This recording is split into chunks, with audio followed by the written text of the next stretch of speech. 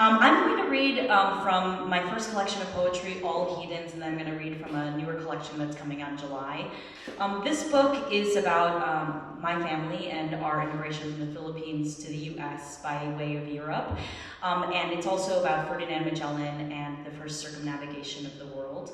So for those of you who don't remember, Ferdinand Magellan was a Portuguese explorer who during the 1500s was trying to find a westward route to the Spice Islands on behalf of Spain. He ended up in the Philippines. He tried to convert the natives there and he was eventually killed in the Philippines.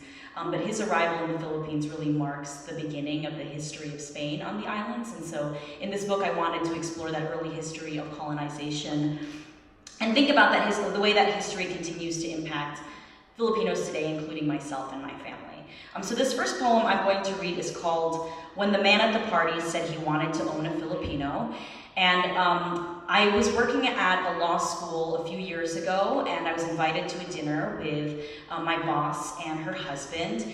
And she had me sit right next to her husband, and her husband showed me his phone. And on his phone was an image of a Filipino woman. And I said, "What's this?" And he said, I've always wanted to own my own Filipino. Whenever I travel, I see that people have their own Filipinos, and I've always wanted to own my own. And so my students gave me this cardboard cutout of a Filipino woman. And I thought that was a really strange thing to say, and I was really uncomfortable, didn't say anything, and then the conversation moved on, but then I continued kind of thinking about that and what I should have said. And so this is called When the Man at the Party Said He Wanted to Own a Filipino. I should have said that all I've ever wanted was to own a 50-year-old white man, which is what he was, but I didn't say that because it wasn't true. Instead, I said nothing, but I almost said amicably, yes, our bodies are banging, aren't they? Our skin is leather upholstery beneath the savage sun. Our eyes are fruits fallen from the highest trees, the bottoms of our unshod feet the color of amethyst. I almost said we will parade around your living room with a linen cloth and feed you turtle eggs and corniolis meat from a porcelain dish. I almost said, I'll be your Filipino, you be my Viking. We'll ride in a boat together. I'll wear your horny helmet. But I said nothing. At the party, I wanted to be liked, which is my tragic flaw. I always find myself on the street smiling at people who look to be neo-Nazis. I call it a safety smile.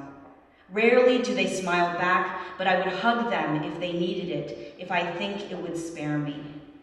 I used to wonder if this amenability was inherited. Raja Humabon, a Filipino king in the 1500s, did not resist Magellan's missionary agenda. Humabon greeted Magellan and his Christian lord with friendship, maybe out of genuine religious feeling, or maybe servitude and friendship are a type of fire retardant, protection from the torches that burned down the villages of the chiefs who refused to kneel.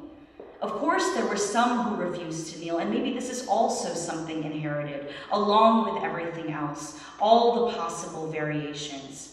And it doesn't take me long to realize the flaws in this notion of an inherited friendliness. When I was 13 or 14, the white husband of my parents' friend showed me pictures of his Filipino wife in different bikinis, the ones she sent him in letters before he hopped on a plane to the Philippines to marry her. He had a 5x7 album full of these photographs, these flirtations. It made him nostalgic to sift through them. What's good about my wife, he said, is that she's easy on the eyes. And a tuft of his chest hair appeared from the collar in his shirt, and the soul inside of me nearly choked on its own regurgitations. Before I could ask if he'd sent her pictures of himself, I heard his wife's bright cackle from the other room, like the firing of artillery from a distant ship. I noted that she was not easy on the ears, that she was not easy at all. I realize now that this story was never about us being owned, because we will always own ourselves. This story is about the way the world believes that it owns us, holding its album of pictures in its wishful hands. And we are not amenable as much as we are insidious. We are the Corniolis, who, after being eaten alive by a whale, enter the whale's body and take small, tender bites of the whale's enormous heart.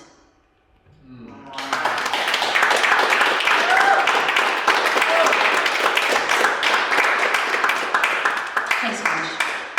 And I'm just going to read 3 poems from a new collection that I am publishing in July. It's called Leaving Biddle City. Do you guys know what Biddle City is? Yes. I don't. Okay. It was, well, what Lansing was before Lansing was Lansing. Well, and it's a myth. So that's the story of what Lansing's origin story is, that it was Biddle City. It was this kind of land scam, and it was this place that was called Biddle City, and these two brothers. I mean, it was imaginary.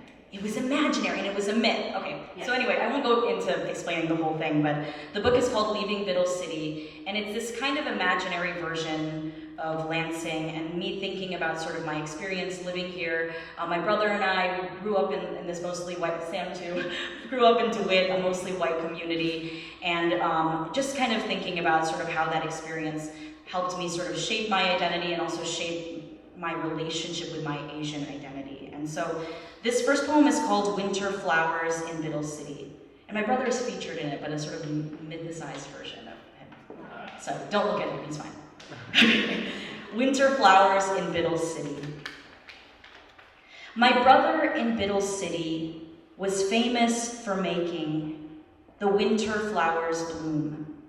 He was 14 years old, was famous for making a big fuss in town. He was 14 years old. Football players watched him, a big fuss in town. This round-headed boy, football players watched as the flowers rose from snow. This round-headed boy didn't know that he was strange as the flowers rose from snow. The crowds of people whispered, "I knew this family was strange. What's with this boy who loves flowers?" The crowds of people whispered, football players tied him up. "What's with this boy who loves flowers?" My brother in Biddle City, football players tied him up as the winter flowers bloomed. And that poem is a pantoum, so it has this repetition pattern.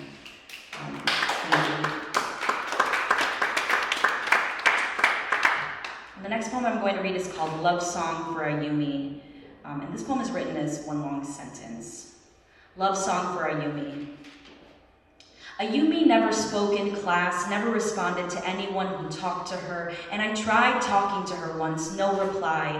But I loved her fleecy hair, her pants too short, not in fashion, ahead of her time, and her high-waisted cropped trousers. And I envied the way she drew cartoon figures expertly on a piece of notebook paper. And I was new to Biddle City, and the year before I got there, she'd had lice, had already been considered dirty, infectious, contagious, a virus. So when I arrived, the white kids of Biddle City with the frosted tips asked if I was lice-infested too, and I said no. But the truth was I had lice a few years back while visiting the Philippines, and if I'm being honest, I remember that period fondly. My mother's warm fingers on my head, carefully pushing her nails onto the white insect eggs on my scalp until they snapped.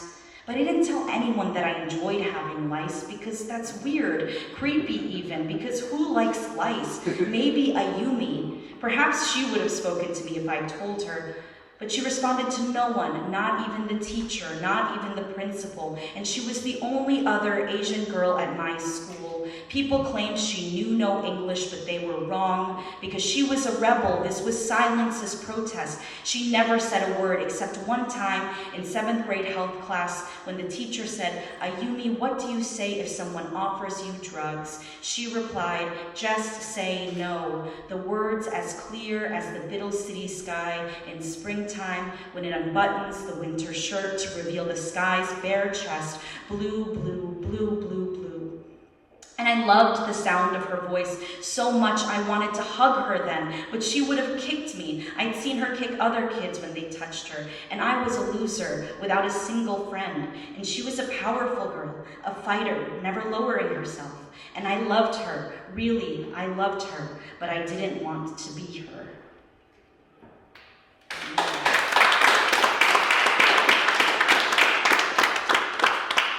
And the last poem I'm going to read is called Let's Talk for a Moment. And I think the only thing you need to know about this poem is that there are 2 lines of Russian, and they translate to "Frost and sun, lovely day, but you're still sleeping, my darling friend." And it's from Pushkin's Winter Morning. Let's talk for a moment. Let's talk for a moment about the persistence of ice. My father in Michigan trying to manipulate frozen water for months in his driveway. I can picture him now in his snowsuit, thick gloves and boots, plowing, shoveling, scraping. Different types of ice occur depending on speed, location, drift which floats on the ocean, anchor at the bottom of the sea, freezing rain that icifies mid-fall, icicles weeping down store awnings sharpened into skewers. Sometimes I dream about the rime I scraped for years off my windshield, that layer of solid fog, a pest in the Michigan morning, when I was running late for Russian class, repeating the rhyming Pushkin lines I needed to learn that day. Mороз и солнце, день чудесный, еще ты дремлешь, друг прелестный, I'd say over and over. And there were other times when I was injured by ice, slipping as a child and bursting into tears. Crying is a sort of melting. We're all hard ice before a sudden pain or fear splashes its sun against our coolness. I remember when my great-grandmother was on her deathbed, I saw my father cry for the first time, an avalanche of snow tumbling forward. He rested his forehead against his inner elbow, leaning against the bed where she lay. Moments later, he returned to his habitual stillness. After a few days, I told him that I'd seen him crying, and he denied it, not wanting to talk about the warm waters swelling underneath, not wanting me to know of them. Ice is a quiet, fragile strength. Lately, I too am held together by a cold so feeble I can break apart any minute. But let's not talk about me. Let's talk again about snow and ice, my father in his driveway, an immigrant to America laboring over American ice, spooning it up like cold rice for breakfast into a pile in his corner of the suburbs.